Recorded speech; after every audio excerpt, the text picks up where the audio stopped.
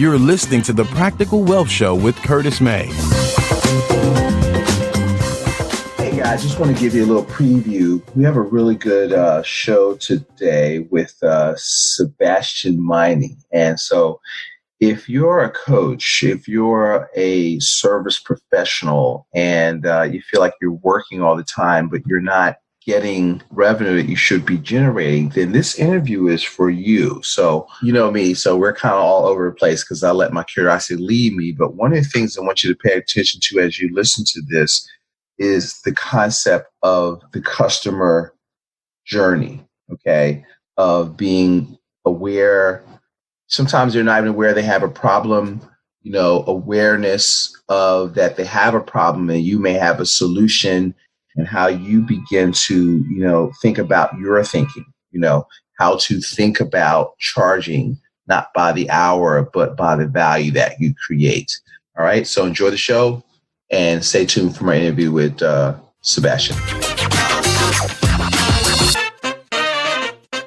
All right. Hey, everybody. Welcome back to another episode of the Practical Wealth Show. And today's show, I have a special guest, Mr. Sebastian Meine. Sebastian is a high-ticket offer coach. So this show is one, we're going to talk about, my theme is you got to make money, you got to keep money, you got to grow it. So we're going to talk about making money. And what he does is he helps growth-oriented consultants and coaches design, market, and sell their own high-ticket offers, okay, so that they can achieve true financial independence without the grind of always working and missing out being with family and friends, And that's important because you need to be, as you build your business, present, And so a lot of times as entrepreneurs, we're always, we're at the beach, but we're thinking about the work that we're not doing. So, Sebastian, welcome to the show. Hello, thank you. So, tell them what I didn't tell them. Where are you from, and what got you into the short version of what got you into, and what do you love about working and helping people, what I call live their best life? Okay, so I started out after getting my PhD in mathematics. I started out as a software developer at a Fortune 50 company, and stayed there for a few years, but quickly figured out that quickly is relative. After a few years, figured out that I really didn't like working for a large corporation. So I decided to do my own thing. So I started an IT consulting company. Sat down, created a business plan, and then walked into my boss's office and said, I quit. He wasn't really happy about that, and tried to convince me to stay, but I had made up my mind. And so 2 weeks later, I was out on my own, quickly realized that I had forgotten something big in my business plan. I had made all these plans of how I could help people, how I could improve their lives, around their database platform. I kind of had neglected to think about how to get clients. How to get clients. That's customers are good for business. I've heard. Customers are good for business, yeah. Anyway, I didn't realize that right away. So because I got 2 clients fairly quickly through the help of a friend. So it took me a few months to realize that. But I also have to add is, right before I made that decision, we had moved into a new house to be closer to the business that both my wife and I were working at the time. So I quit, started my own. And then right around the time when I realized that I had a problem, Lisa got laid off. So now I had to figure out quickly. What I did is I started to read everything about marketing that I could get my hands on. I'm at about 200 marketing books now, actually read, not only bought. Also signed up for many courses, and well, it took quite a while because any course, any book out there is never telling you the complete story. So you didn't just read the books, you were trying stuff along the way. Not always good at that, but yes. Yes. Mm-hmm. Definitely. And that's what you need to do. Just reading the books doesn't get you there. Right. That's what I wanted to pull out, because people, I'm reading, I'm studying. I was like, listen, activity produces knowledge. Okay. Knowledge does not produce activity. So yes, that's a really good point. What would you say out of the 200 books? I'm reading this book right now. I'll put it in the show notes. It's called The Joy of Compounding. And it's about Charlie Munger and Warren Buffett. And they probably spend most of their days reading. But I think you said to me last time we had a conversation that if you read that much, you start to see the patterns start to come together for you. Tell them about your discovery along those lines. You want to know if what you're doing is working. For that, you need to be able to measure. And only direct response marketing gives you the ability to measure. You want to know for every dollar you put into this machine, how many dollars am I getting out of it? Branding has its place, and branding is more than just a logo. Branding is all about consistency. Yes. You want to be consistent in what you're doing. So branding definitely has its place, even in direct response marketing. But you want to be able to, as I said, you want to be able to measure. And just increasing the public's awareness about your brand, you can't measure that. You can't quantify that. Right. I want to let's go deep. How do you make them aware? How are they? They're not, because sometimes they don't even know what it's like. Has a PhD in mathematics, so you could go. Ask me anything you want to know about mathematics or physics, but that's such a broad. I don't even know what to ask you, right? Because I have, and so it's the same thing. A lot of times, people know their business because they're working, but sometimes they don't know even where to begin. The first phase is actually called unaware, and the next phase is called problem aware. And in the unaware phase, the thing is, you actually might not know that you have a problem, but for most of us business owners, most of the prospect pool out there is already problem aware. Like unaware are people, if you look at personal injury attorneys that run advertisements of people that worked in a factory a lot of years ago and now have a specific type of cancer. They might not have been aware that was caused by asbestos. Okay. Mm-hmm. So those type of ads, they're talking to unaware people. But if you think about the typical business owner, they know that they're not getting enough clients. They don't know necessarily what to do about it, but they know that they have a problem. So they are problem aware for one stage further. Right. That's one of my favorite types. I mean, it's like we all have it's like, I need more. I mean, really, they think it's just that I need more customers, but that's actually the hardest way to grow. Yeah. I think about my ideal client. They have a business is working, is making money, but they want to grow and can't figure out how to make that happen. So they end up working all the time, missing out on being with friends and family. No matter what they do, they can't get past where they're at right now. They're making a living, so they're making money, but the business kind of traps you if you let it. Yes. And you're working for the business. The business is not working for you. So they're very aware that there is a problem, but they have not really a good idea of how to move forward. Mm-hmm. And then once they moved further, the next step is solution aware, which means now they have figured out that there is a solution to their problem. For example, because they read a book somewhere. But the thing is, with a lot of those solutions out there, even if you know what they are, you have no idea of how to implement them. So now let me take this back to, so if you're a business owner listening to this, and your marketing, a lot of people think, well, I'm open. Most people have what I call like a lemonade stand mentality when it comes to their business. I'm here, I come from retail, right? So my family owned a supermarket. So it's like, I'm thinking of where I live. There's a great restaurant. It was like a kind of BYOB opened up the street. Yeah. And it was like, their marketing was, we're open, and, hopefully somebody would drive by, and they weren't here. My wife went there once and thought the food was pretty good, but they weren't, I don't think they lasted 90 days after working on the place for at least 3 months to refurbish it, get it open. Now they're closed, because that's build it and they will come mentality. Yeah, you're going to starve to death thinking that way. Yes, and it just doesn't work.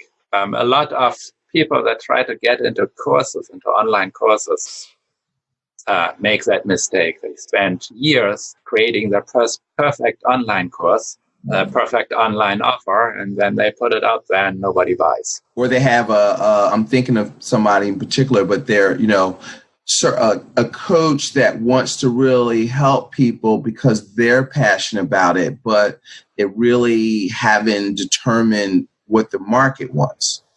Yes, and that's actually a very important phrase that you mentioned there. You need to sell what the market wants, not what you know that the market needs. It really comes down to how you talk about what you offer. People want to buy what they want. They don't want to buy what they need. If anything you offer sounds like work to them, they're going to run the other way. But if you talk to them, there's a famous marketer. I have heard it first from Perry Marshall, but I believe it actually came from somebody else. The quote is, "Join the conversation that is already going on in their heads." And what that means is, if you think about a business owner going to bed at night and talking to their spouse about the problems they have, what's the language they are using in that situation? That's the same language you need to use in talking about your offer. You keep jumping around from topic to topic here, but the point of networking is not to go out there and find a client. The point of networking, the point of your introduction is to get the other person to understand what you do so that they can find you referrals. That is so key. People will get frustrated because they go out networking and they didn't make any sales. I said, listen, dude, you're not there to make, nobody's there to buy anything. So you can't go there to sell anything. Yes.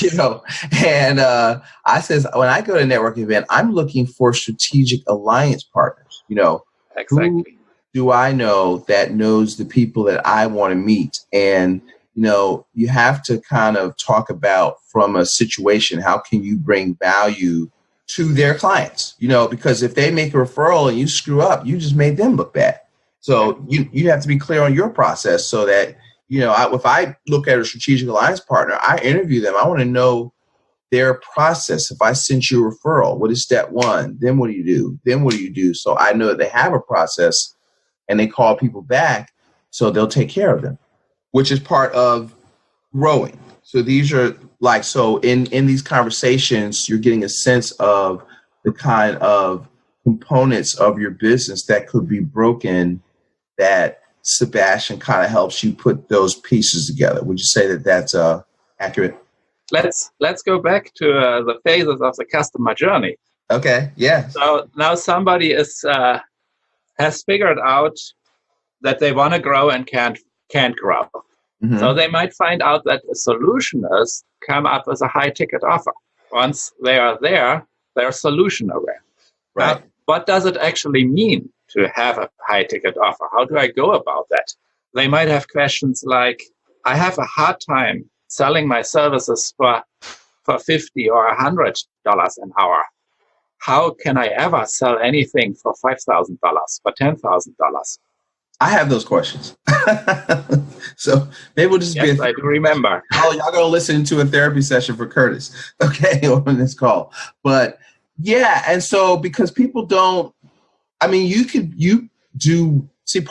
think sometimes I find is that what I think in my mind, what I just told you is easy. How could that be worth, $5,000, whatever?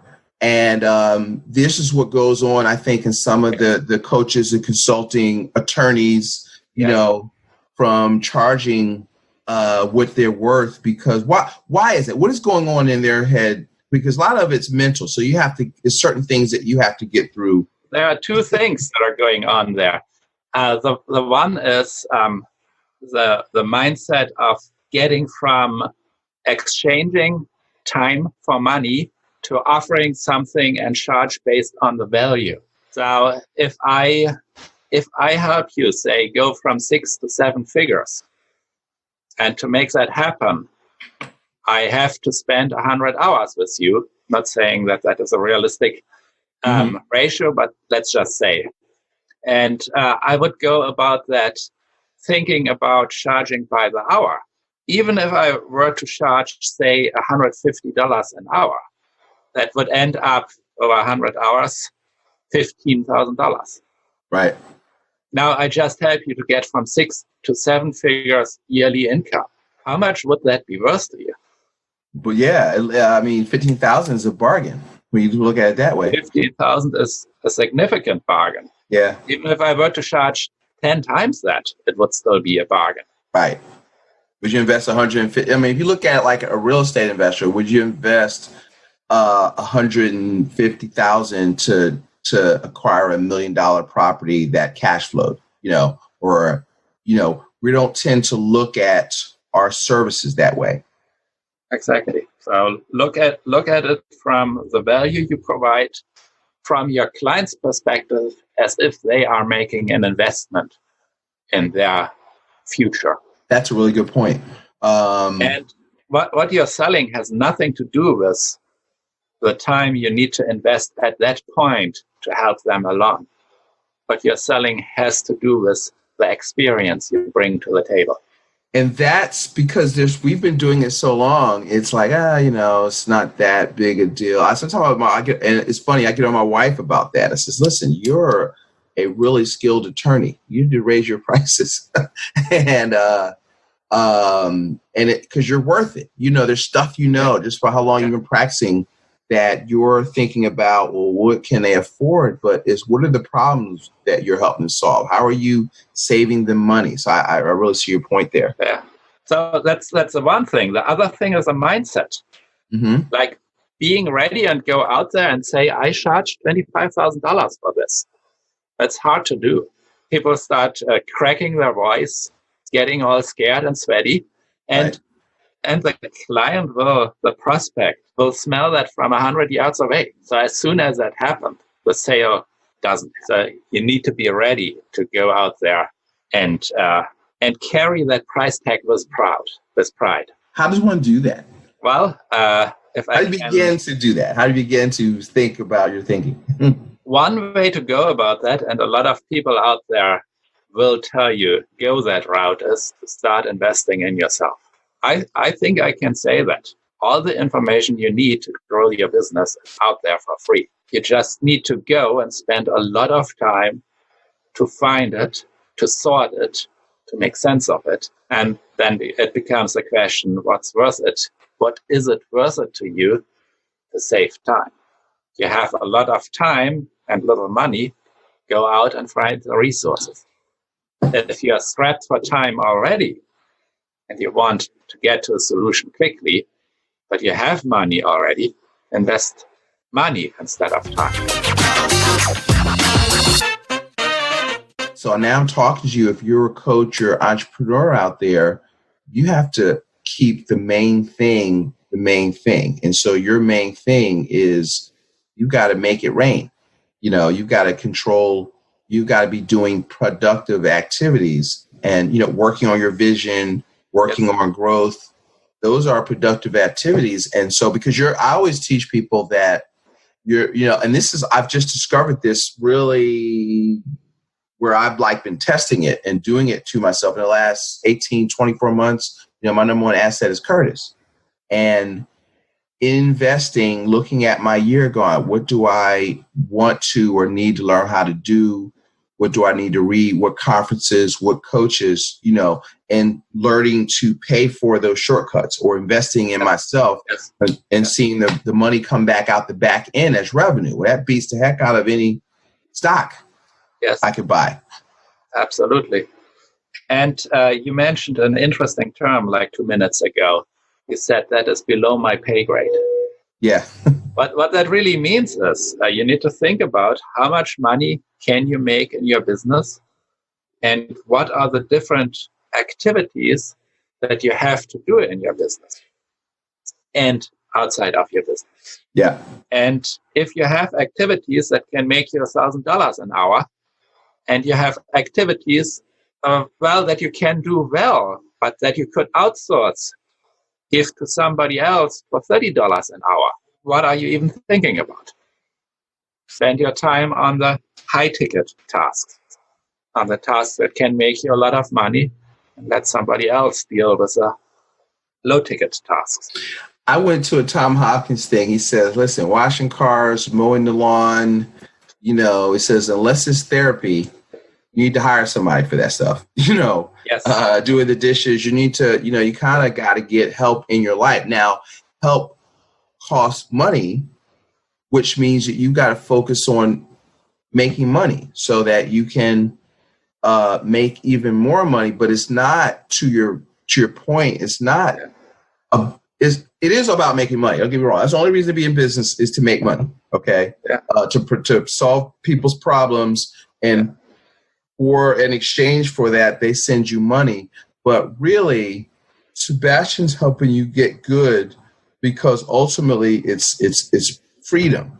My typical client is already strapped of time, is not able to spend as much time as they want with their friends and family.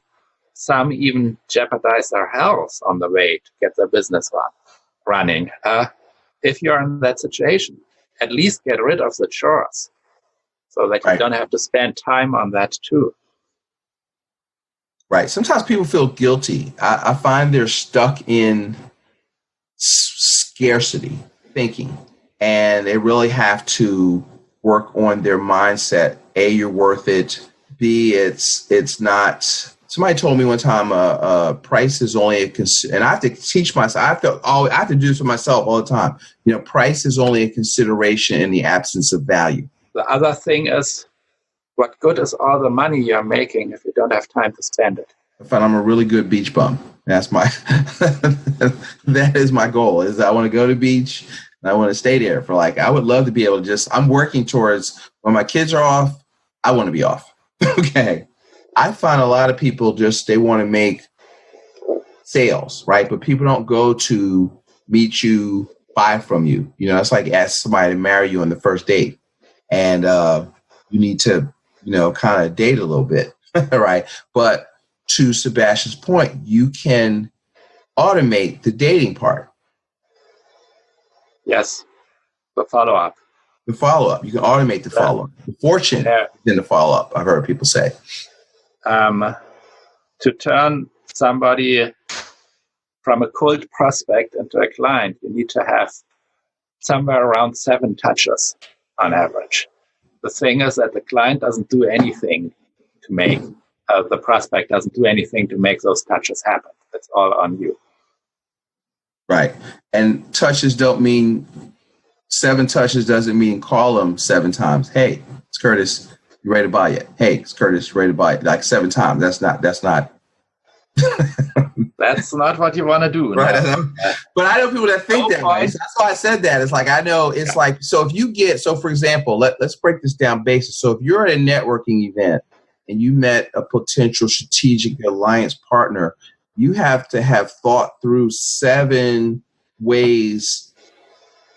Things, it might be, hi, it was great to meet you, or a postcard, send them a LinkedIn invite. Hey, here's an interesting article. Here's an interview. It's got to be a progression to kind of.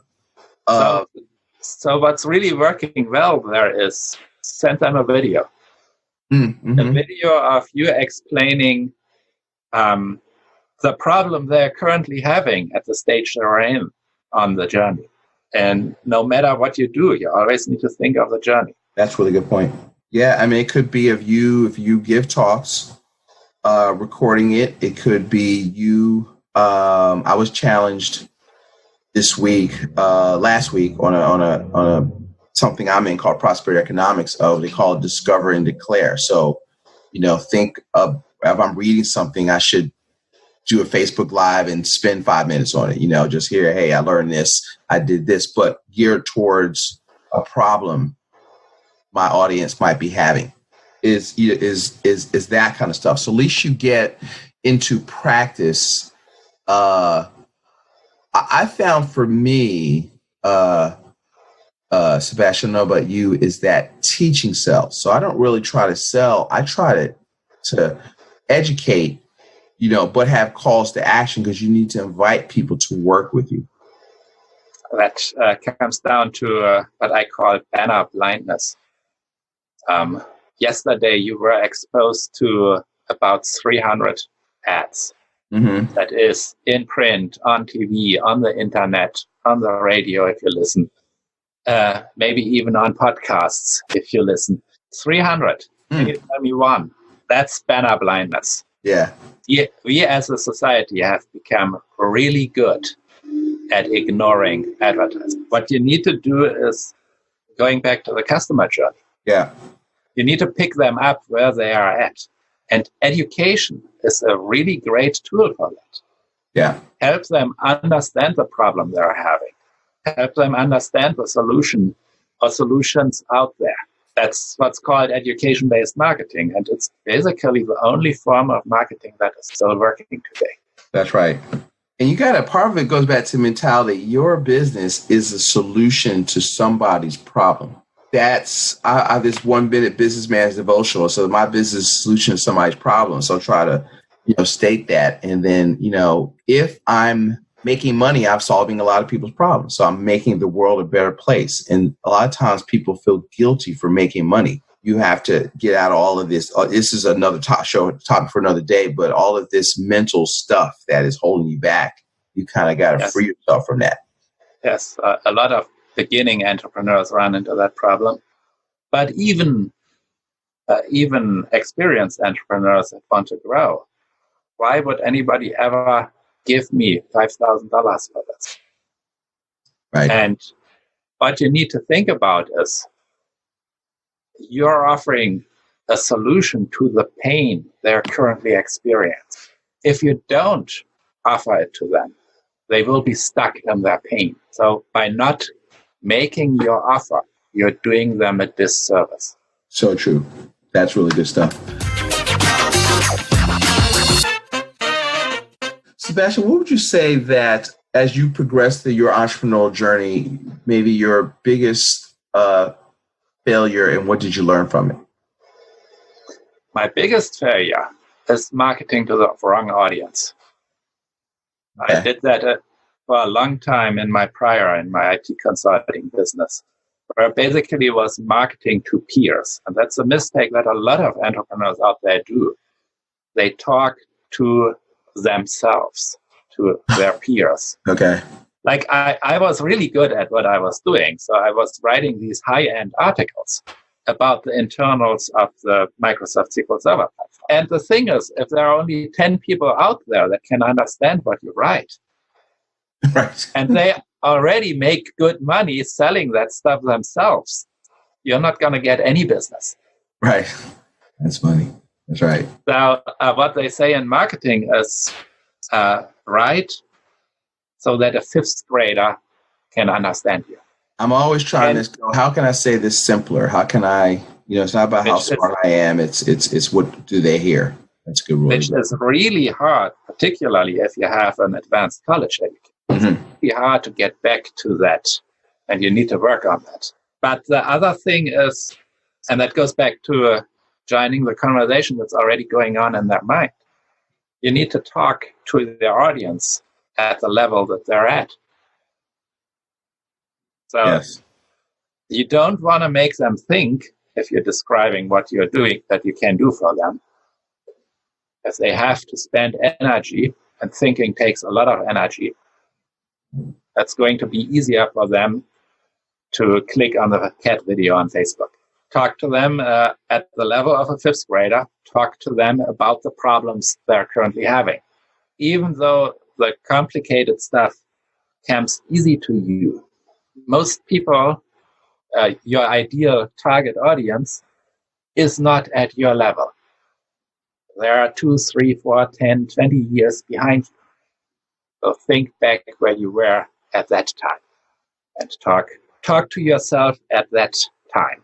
What? Yes, that's really good. That's hard. And you have to really, a lot of this stuff, guys, as you hear this, take some introspection. Like you really need to, get a journal and just sit somewhere and think through this stuff and put pen to paper and think about your business. One of the things Napoleon Hill's book is called Think and Grow Rich, and, people don't want to think, and they want to hear sound bites, and you want people to tell you what to do, but it's be, do, have.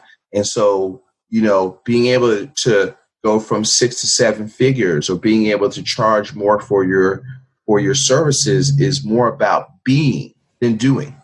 Who are you internally? Sebastian, who are maybe the 2 or 3 people that have been, or books that have been, or a combination of both that have been most influential to you, would you say? When it comes to marketing, probably Digital Marketer as a company. Okay. What they put out is usually high quality. They have a few dots, but they have so much material, and most of that is really great. Okay, I'll look that up. I've heard of it, but I haven't been following them. Okay. And if you're of the type of, I want to do everything myself, look at their certifications. Not necessarily because you can boast having those certifications, but they're a really good introduction into the marketing world.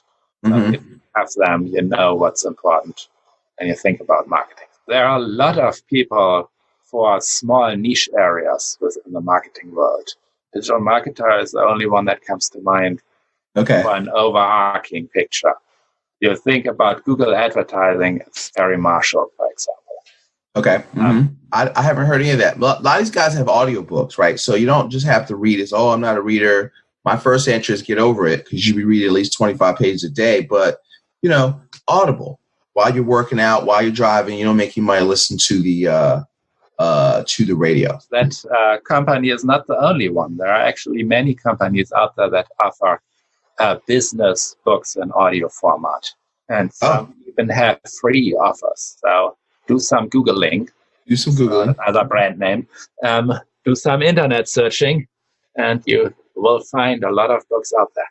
Plus podcasts, that I like, on different, on marketing. If you just, do searches on that stuff, on marketing, on investing, on economics, I'm all over the place. If you look at my Stitcher feed, it's like, and I get through a lot of them during the course of the week.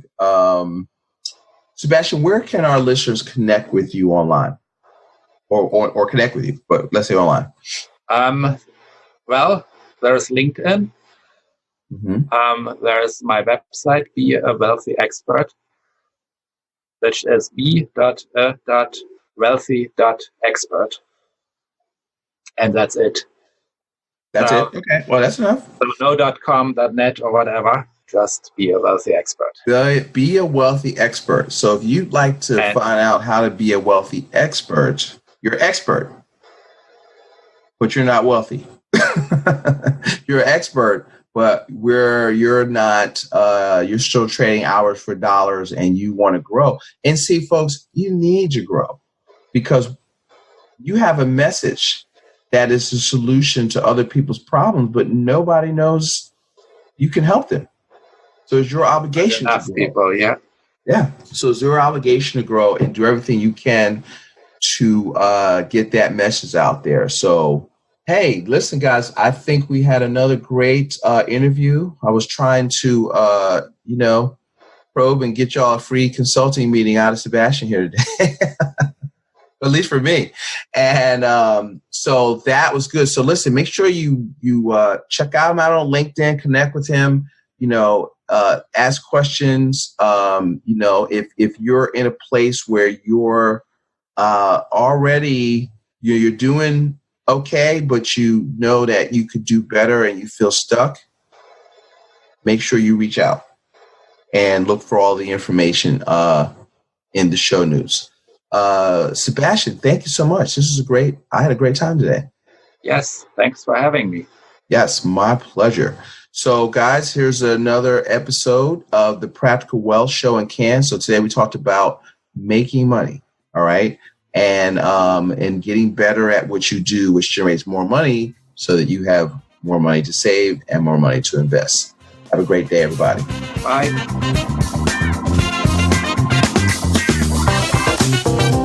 Thanks for listening to Practical Wealth. To access the show notes and resources, go to practicalwealthshow.com. To get your questions on the show, go to practicalwealthshow.com.